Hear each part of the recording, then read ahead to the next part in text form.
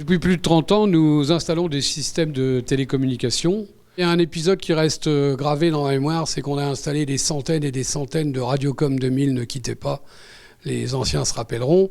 C'est l'ancêtre des smartphones avec 15-20 kilos de moins. Aujourd'hui, on s'aperçoit qu'on ne peut plus être coupé du téléphone, on ne peut plus être coupé de l'Internet. Les entreprises sont vraiment adossées à tous ces moyens de communication et ne peuvent absolument pas être privées de cela. Internet, ça permet aussi beaucoup d'autres choses, notamment de véhiculer la voix et l'image, ce qui nous amène à la visioconférence. Les atouts de la visioconférence sont nombreux. Les premiers qui viennent à l'esprit, c'est la réduction des déplacements. La réduction des coûts des déplacements et la réduction des temps de déplacement, puisqu'on peut organiser des réunions avec des endroits éloignés, très éloignés, et avoir l'impression que les gens sont dans la même pièce que vous. Nous, on a des visioconférences avec notre fournisseur qui se trouve à Taïwan.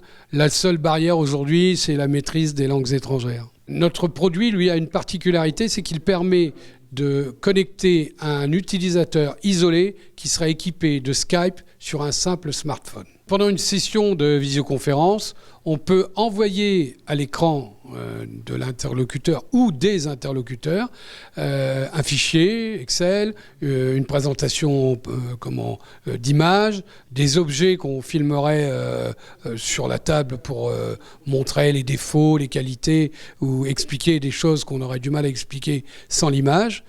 Alors, notre système permet d'enregistrer l'intégralité de la session de visioconférence sur une clé USB afin de pouvoir ultérieurement partager l'essentiel de ce qui s'est passé à ce moment-là avec des personnes qui n'auraient pas pu être présentes ce jour-là. Pour pouvoir s'équiper, il faut une salle de réunion de petite taille suffit. Il n'y a besoin d'aucun produit informatique complémentaire. C'est un système autonome que nous mettons en place après un audit et nous livrons les salles clés en main. Alors il y a de nombreuses différences entre un système professionnel tel que vous l'avez vu aujourd'hui et un système grand public. Ça tient d'abord à la qualité de l'optique et de la caméra qui est motorisée.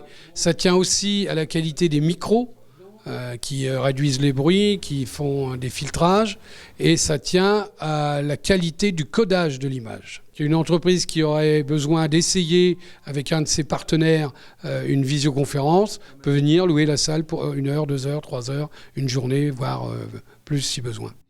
Dans le cadre de projets de solutions de télétravail, la visioconférence peut amener à un plus important.